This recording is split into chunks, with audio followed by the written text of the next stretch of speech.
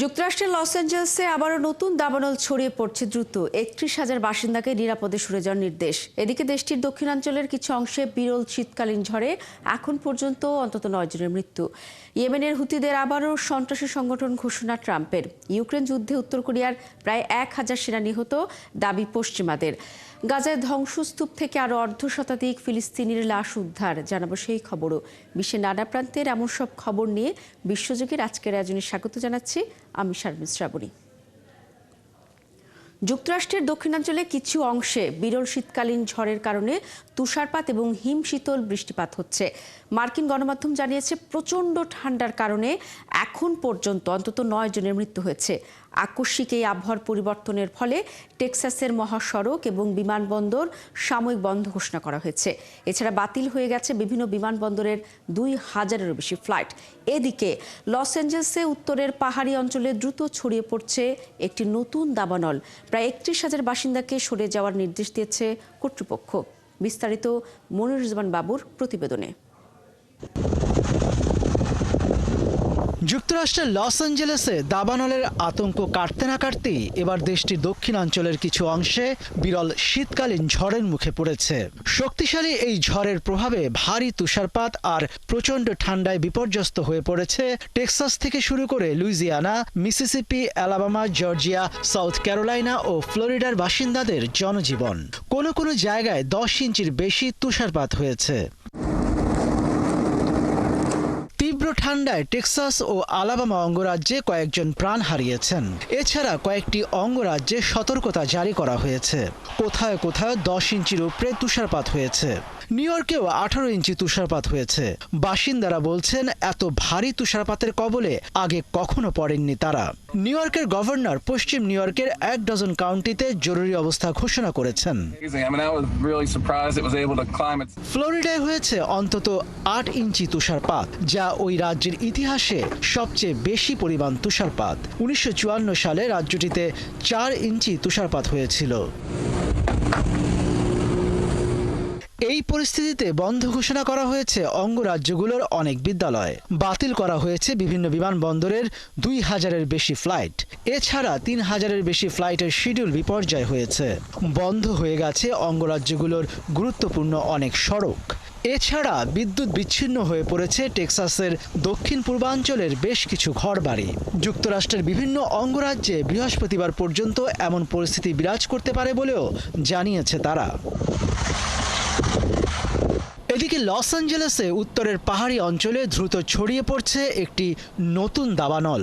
এতে এরই মধ্যে অন্তত ২১ বর্গ কিলোমিটার এলাকার গাছপালা ও ঝোপঝাড় পুড়ে গেছে। লস অ্যাঞ্জেলস কাউন্টির কাস্টিক লেক এলাকায় সংঘটিত এই দাবানলের কারণে হাজারো বাসিন্দাকে নিরাপদ স্থানে সরিয়ে নিতে জরুরি আদেশ জারি করেছে কর্তৃপক্ষ। এর আগে ৭ জানুয়ারি থেকে শুরু হওয়া দাবানলে অন্তত ২৮ জনের মৃত্যু হয়েছে। ধ্বংস হয়েছে প্রায় ১৬,০০০ ঘরবাড়ি। মনিরুজ্জামান বাবু, ৭১। যুক্তরাষ্ট্রের স্কুল, গির্জা বা সংবেদনশীল স্থাপনা থেকে অভিবাসীদের আটকের বিষয়ে সব বিধিনিষেধ প্রত্যাহার করা হয়েছে। ফলে এখন থেকে শিক্ষাঙ্গন, গির্জা ও হাসপাতাল থেকে অভিবাসীদের আটক করতে পারবে অভিবাসন কর্তৃপক্ষ। এ পরিস্থিতিতে যুক্তরাষ্ট্র থেকে ১৮,০০০ অবৈধ অভিবাসীকে ফিরিয়ে নিচ্ছে ভারত। আরও জানাচ্ছেন মাহফুজুর রহমান। হোয়াইট হাউসের মসনদে বসে নির্বাহী আদেশ জারির ঝড় তুলেছেন মার্কিন প্রেসিডেন্ট ডোনাল্ড ট্রাম্প। তার নির্বাচনী অঙ্গীকার পূরণে কঠোর অভিবাসী নীতি বাস্তবায়ন শুরু করছে আইনশৃঙ্খলা বাহিনীও। এরই মধ্যে এ নিয়ে ২টি নির্দেশনা জারি করেছে মার্কিন হোমল্যান্ড সিকিউরিটি বিভাগ।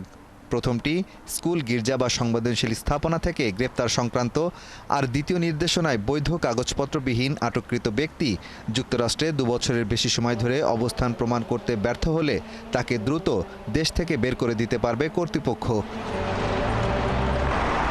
এর মধ্য দিয়ে গ্রেফতার এড়াতে অপরাধীরা আর গির্জা ও স্কুলে লুকিয়ে থাকার সুযোগ পাবে না। তাই অবৈধ অভিবাসীদের আটকে মাঠে নামার অঙ্গীকার করেছে প্রশাসন। অভিবাসী বিশেষজ্ঞরা বলছেন, এমন পদক্ষেপে অভিবাসীদের পরিবার ও তাদের সন্তানের পাশাপাশি মার্কিন শিশুরাও মারাত্মক ক্ষতির মুখোমুখি হতে পারে। স্বাস্থ্যসেবা, ত্রাণ সহায়তা, স্কুলে যাওয়া থেকে শুরু করে দৈনন্দিন জীবনের কাজে তারা বাধার শিকার হতে পারেন। যুক্তরাষ্ট্রের জন্মসূত্রে নাগরিকত্ব বাতিলে ট্রাম্পের নির্বাহী আদেশকে চ্যালেঞ্জ জানিয়েছে ডেমোক্র্যাট নিয়ন্ত্রিত 22টি অঙ্গরাজ্য সহ একাধিক নাগরিক অধিকার সংগঠন। এমনকি মার্কিন সংবিধান লঙ্ঘনের অভিযোগে বোস্টন ও সিয়াটলের ফেডারেল আদালতে ট্রাম্পের বিরুদ্ধে মামলাও দায়ের হয়েছে। আমেরিকান সিভিল লিবার্টিজ ইউনিয়ন, অভিবাসী সংস্থা ও একজন গর্ভবতী মাও মামলা করেছেন। তারা বলছেন, নাগরিকত্ব হারানো ব্যক্তিরা মেডিকেল স্বাস্থ্য বীমার সুযোগ পাবে না। একই সাথে আধুনিক মার্কিন ইতিহাসে প্রথমবার বছরে 1.5 লাখ শিশু নাগরিকত্ব বঞ্চিত হবে। তাদের দাবি, কারো সাংবিধানিক সুযোগ কেড়ে নেওয়ার অধিকার নেই ট্রাম্পের।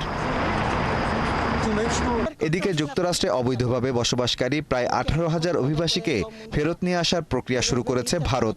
এর মধ্য দিয়ে ওয়াশিংটন যেন কোনো ধরনের বাণিজ্যিক বিধিনিষেধ আরোপ করতে না পারে, এমন বার্তাই দিতে চাইছে নয়াদিল্লি। তবে এখনই এসব অবৈধ অভিবাসীদের পরিচয় নিশ্চিত করছে না ভারত। বৈধ নথি ছাড়া যুক্তরাষ্ট্রে বসবাস করা ভারতীয়দের অধিকাংশই পাঞ্জাব আর গুজরাটের বাসিন্দা। মাহফুজুর রহমান, ৭১। যুক্তরাষ্ট্রের 47তম প্রেসিডেন্ট হিসেবে ডোনাল্ড ট্রাম্প শপথ গ্রহণের পর থেকে আতঙ্কে আছে নথিপত্রবিহীন অবৈধ অভিবাসীরা। এরই মধ্যে নিউ ইয়র্কের ব্রুকলিন বরোর ফুলটন এলাকা থেকে 4 বাংলাদেশিকে গ্রেফতার করেছে immigration and customs enforcement ICE. এ সময় তারা সাদা পোশাকে ছিলেন।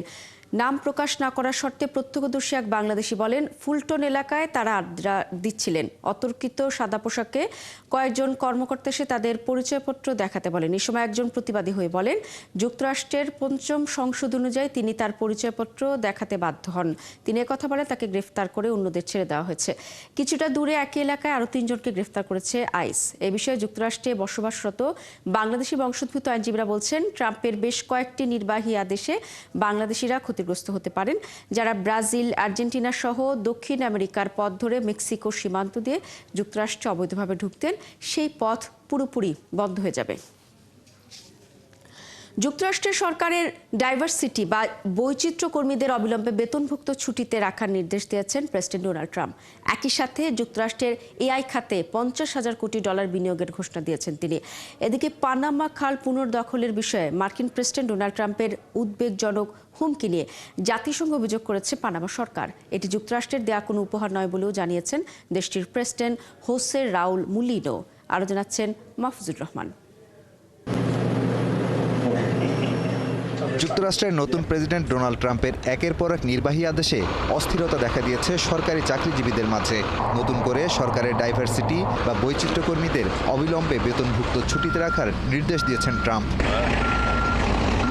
ক্ষমতা গ্রহণের পর জারি করা নির্বাহী আদেশে একথা বলেছেন তিনি।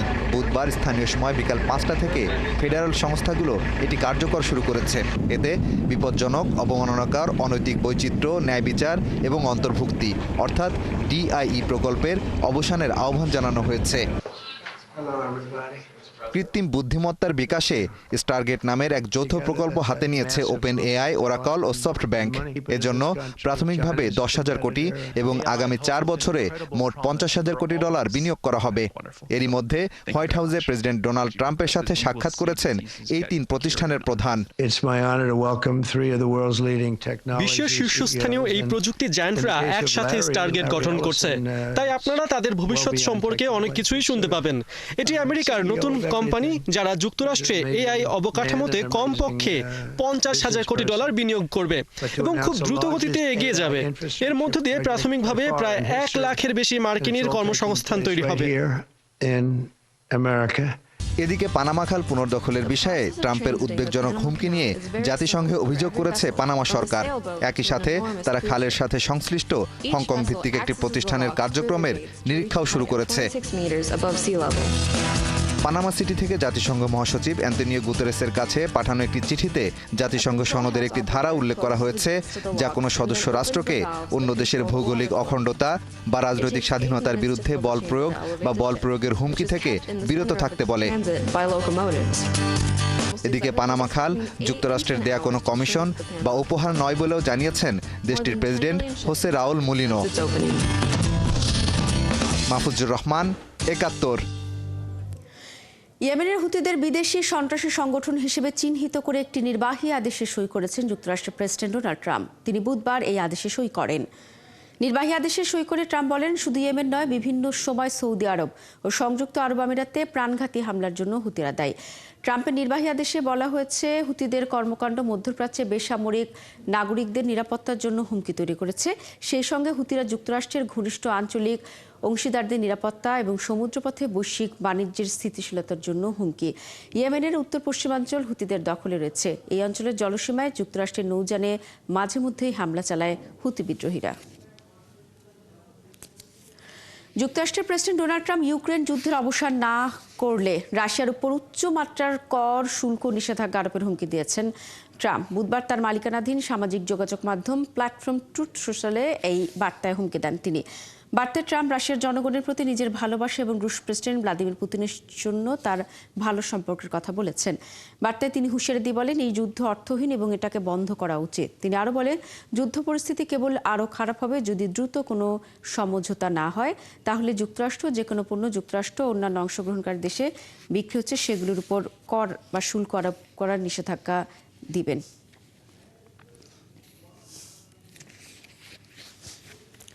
ইউক্রেনের প্রেসিডেন্ট ভলোদিমির জেলেনস্কি বলেছেন, যে কোনো ধরনের যুদ্ধবিরতি চুক্তির পর রাশিয়ার হামলা ঠেকাতে ইউরোপের অন্তত 2 লাখ শান্তিরক্ষী প্রয়োজন।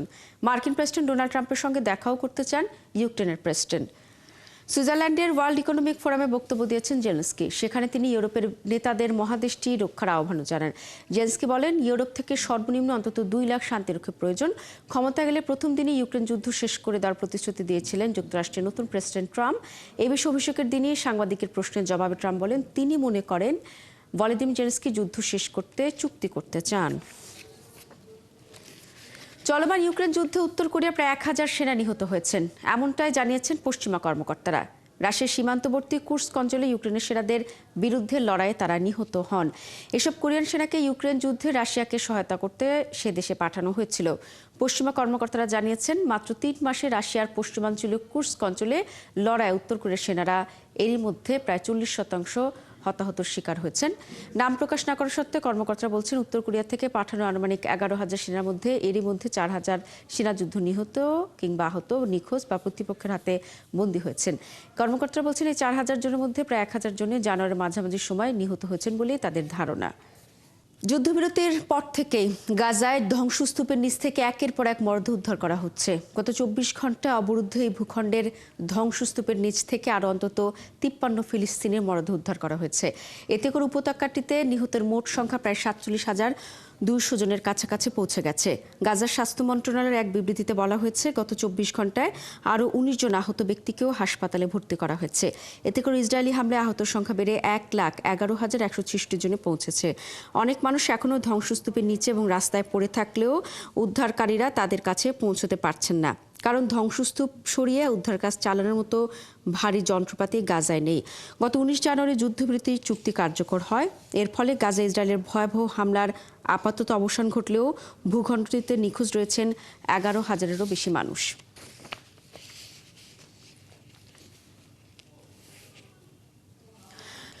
ডোনাল্ড ট্রাম্প প্রশাসন ক্ষমতা নেয়ার পর যুক্তরাষ্ট্রের পররাষ্ট্রমন্ত্রী মার্কো রুবিও প্রথম দ্বিপক্ষীয় বৈঠক করেন ভারতের পররাষ্ট্রমন্ত্রী এস জয়শঙ্করের সঙ্গে।